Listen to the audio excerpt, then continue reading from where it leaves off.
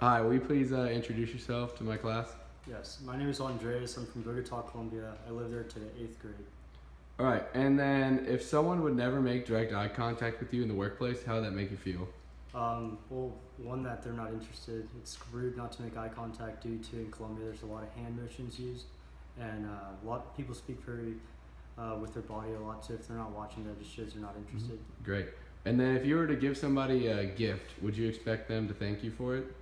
Yes, I mean usually gracias is an automatic thing that's just said, but if someone doesn't say, you kind of just feel like underappreciated or just not respected.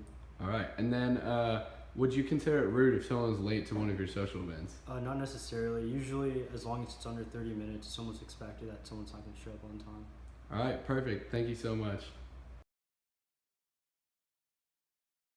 Hi, so my name is Tejal. My coach is Indian, and Daisy is about to interview me for her class. So, Hey Tejal, so what are some ways that American culture can be offensive in Indian culture? some things are like, for example, would be you can wear your shoes inside the house, which is acceptable in American culture, but in Indian it's known to be disrespectful. Also, pointing fingers is kind of rude because you don't want to be rude, but in American culture, like pointing fingers is not a big deal. Another thing would be, I would say, saying please or thank you in India basically is just saying it's just not a good gesture to do.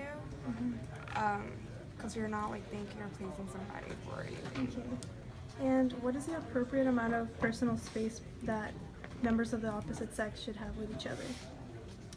So I would say, specifically in India, like if you're dating somebody, like you're walking on the street, your boyfriend, girlfriend, it's not appropriate you holding hands or anything. But if you're in America, like it's different. Like it doesn't matter, people won't care. But over there, it's disrespectful in a way. Okay. And last question, what's the proper way of members of the opposite sex to introduce themselves to each other? So I would say like a guy would be the first one to introducing himself because girls are usually tend to be shy. So you would probably start with saying hello, introduce yourself, like saying your name, what you do maybe, and like just getting to know them Okay. that way. Thank you. You're welcome.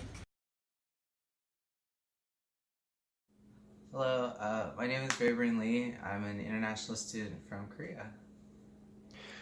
So if I was to offer you a business card, how would you receive it? We would usually like stretch out two hands to receive it, maybe like one hand like this, and we always make sure to like kind of look at what we're being given first. Otherwise, it's kind of seen as inappropriate, like kind of like you're putting it away without kind of looking at it. Should you accept a gift when it's first offered? Yes. It's usually seen kind of rude to reject a gift. It's kind of seeming like you're brushing off their like courtesy to like hand you something. Do you greet others with a hug when you see them? Not usually. Not a lot of people I know are like very affectionate unless they're like couples, or family. Are people usually punctual or on time for meetings and events? Usually, yeah.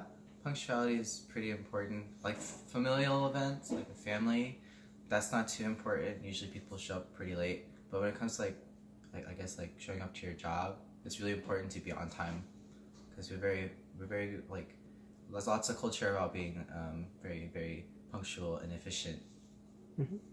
Okay, Ray. Thank you for your time.